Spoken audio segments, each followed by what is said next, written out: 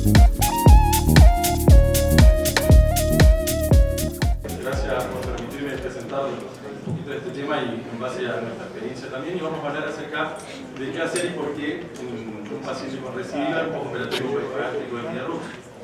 Cuando uno aborda este tema, es frecuente, tanto de parte del médico como del paciente, adherirse a definiciones un poco indeseables como falla o fracaso de la obesidad, ya que muchas veces no se tienen en cuenta que la obesidad es como una enfermedad crónica y por lo tanto las recidivas y las reoperaciones en segundo tiempo son esperables, como también ocurre en muchas otras enfermedades crónicas como traumatológicas o mismos trasplantes, que el primer órgano no funciona o deja de responder en forma adecuada y requiere otra cirugía.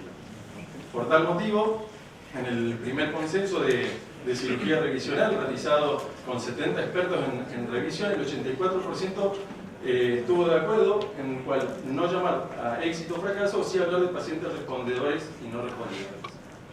¿Cómo definimos estos pacientes no respondedores? Son aquellos pacientes, como en las charlas previas ya venían diciendo, son los que no bajan más del 50% del exceso de peso perdido, definiendo descenso insuficiente de peso, o los que recuperan más del 20% del exceso de peso perdido mínimo, que es lo que define la recidiva de la obesidad, pero sin solamente focalizar en el peso, también es un paciente no respondedor aquel que no resuelve las comorbilidades asociadas a la obesidad o tiene una mala calidad de vida.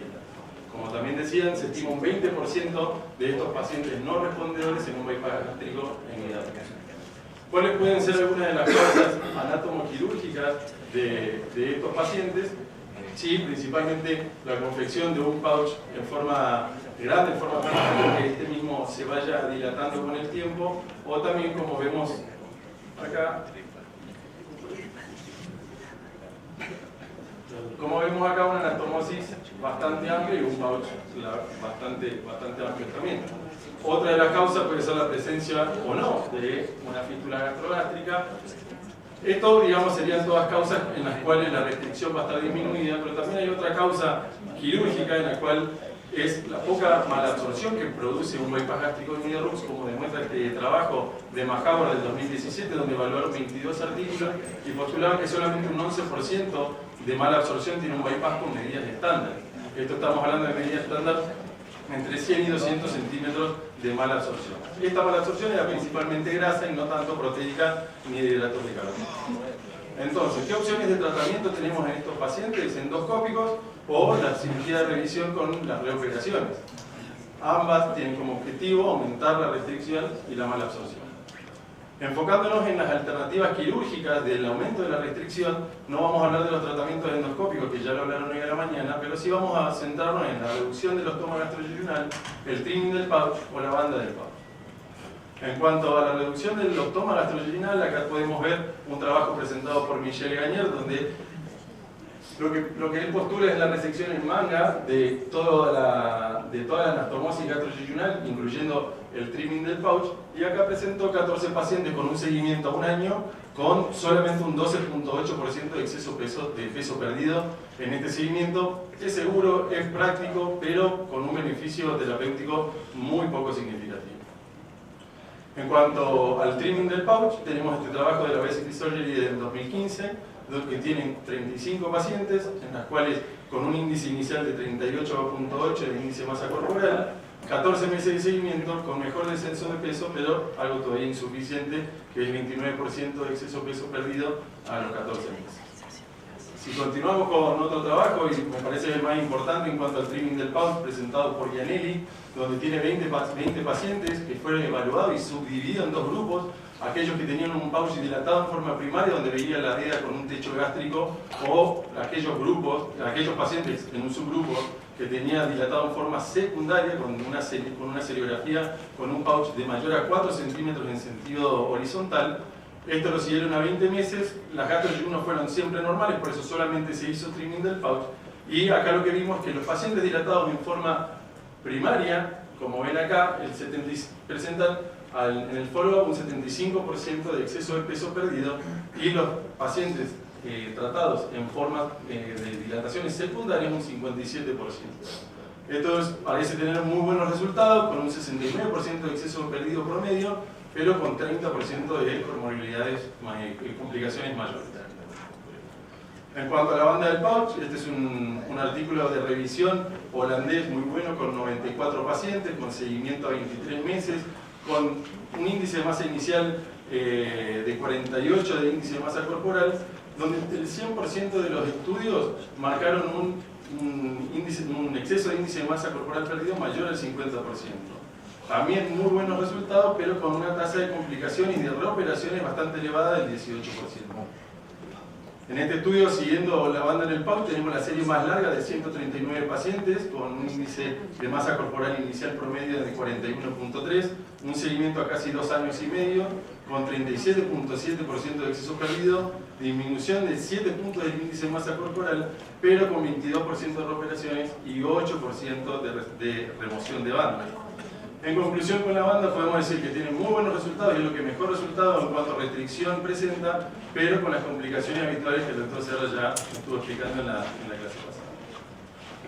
Por eso, y por lo puesto, digamos, en el primer consenso de cirugía revisional, ni la reducción endoscópica del tamaño del ostoma, ni la reducción quirúrgica del ostoma, ni el trimming del pouch, ni la banda en el pouch, fue como acuerdo de consenso para un tratamiento único en un paciente de revisión, ¿sí? con un bypass gástrico que no respondió adecuadamente. Si ahora pasamos a la otra estrategia quirúrgica, que sería aumentar la malabsorción, acá tenemos como objetivo lo que ya más o menos Rosenthal venía hablando, o sea, mejorar los resultados en cuanto a descenso, pero con la menor cantidad de desnutrición posible.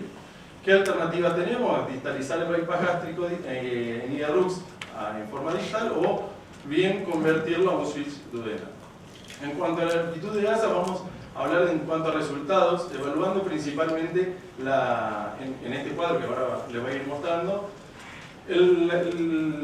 la revisión sistemática realizada por Mahauer en el 2016, donde él evidenció que los pacientes operados de un bypass gástrico en IDRUX, que con menos de 100 centímetros de malabsorción, no tenían desnutrición, pero tampoco tenían un buen descenso de peso a 5 años.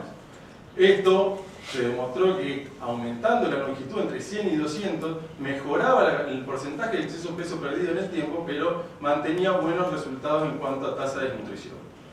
Luego también habían otros estudios que fueron distalizando el bypass gástrico con canales comunes muy cortos, de 100 centímetros, y justamente lo opuesto a lo que decía Rosenthal, distalizándolo a expensas de la asa alimentaria, en lo cual mejoraba el porcentaje de exceso perdido, pero a expensas de una tasa de nutrición bastante elevada. Brolin en su presentación presenta un canal común de 75 con una asa alimentaria próxima a los 570 centímetros, en lo cual dice: yo no tengo desnutrición, pero tampoco mostró un gran descenso de peso a largo plazo. Entonces la pregunta, digamos, en esto es dónde nos conviene ubicarnos para tener una segunda chance para el paciente, pero que sea segura.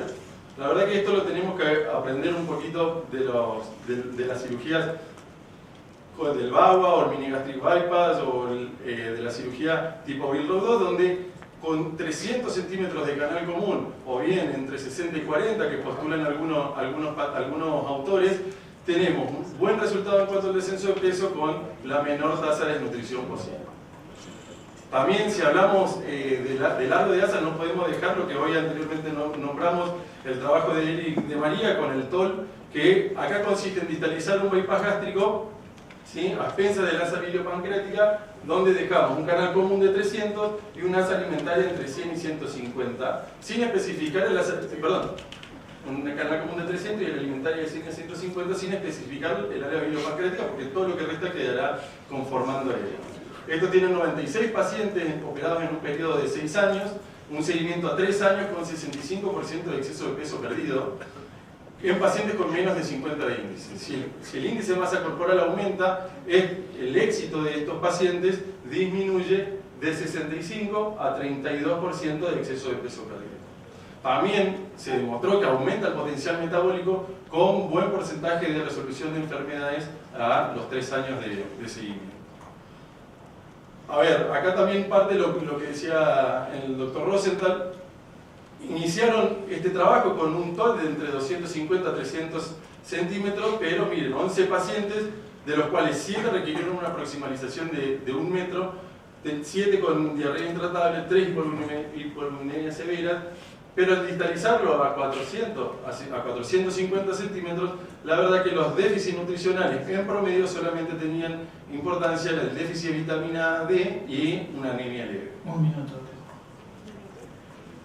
En cuanto a la confección del TOL, pérdida de peso significativa, mayor potencial metabólico y sin causar una malnutrición significativa. Por eso la distalización del bypass gástrico a expensas de la sabilopancreática es el único acuerdo de consenso que ha llegado este consenso de cirugía revisional. En cuanto al resumen de la malabsorción, todo paciente con menor de 50 índice de masa corporal probablemente ande muy bien con un largo estándar de un bypass gástrico ni de RUX. Hay que someter a contar todo el intestino para evaluar la mejor estrategia en caso de revisiones, y la sabilear es la que da el potencial de malabsorción y el canal común la seguridad para evitar las complicaciones nutricionales.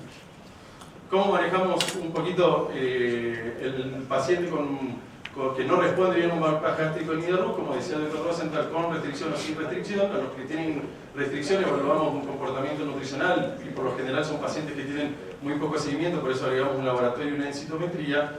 Si mejora de peso, continúa con el control nutricional. Si esto no mejora a pesar de los hábitos, implementamos un tratamiento farmacológico. De no mejorar con ello, vamos pensando en la digitalización. Sin restricción, los pacientes que no tienen restricción, hacemos una corrección del tratamiento atlético nutricional por 6 meses y un conteo calórico en forma diario. Evaluamos la anatomía del bypass inicial, si hay alguna fístula gastrogástrica o un pouch con fondo gástrico, va a cirugía correctiva. Y luego evaluamos el tamaño y la situación del pouch y de la gastroyeyuno para evaluar una cirugía revisional. Acá tenemos 3 escenarios: un pouch y gastroyeyuno alargados, con una longitud de asa correctas. Hacemos el trimming y el redo de la anastomosis nada más. Si tenemos además un canal común mayor a 300 y una asa alimentaria mayor a 150, hacemos además del trimming y del redo de la anastomosis una distalización tipo TOL. Y si el tamaño de la gastroyeyuno y el pouch están normales, hacemos solamente la distalización tipo TOL. Entonces, ¿qué proponemos nosotros? En pacientes con reganancia de peso, un trimming del pouch, nueva gastroyeyuno y distalizar entre 3 a 3.5 metros de canal común. Nuestra experiencia en estos pacientes: tenemos 8 pacientes realizados con un índice de masa corporal inicial de 54 de índice, con, de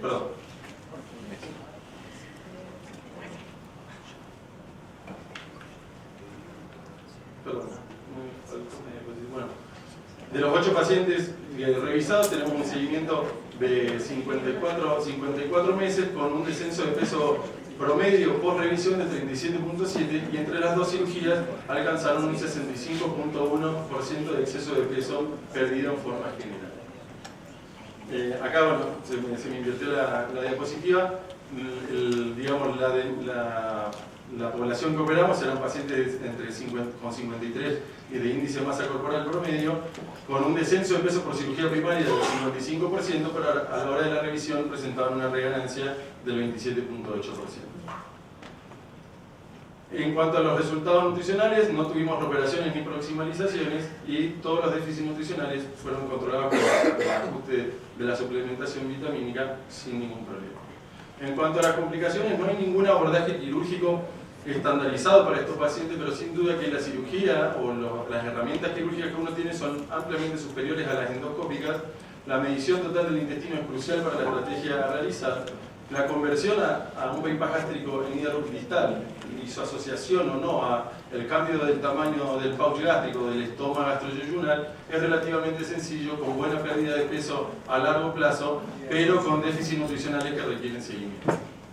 Su conversión a un suite duodenal, la verdad que el número de estos pacientes no es demasiado abultado, por lo cual no podemos saber el impacto en la población general.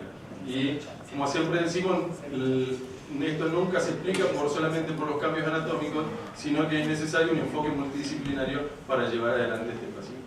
Muchas gracias.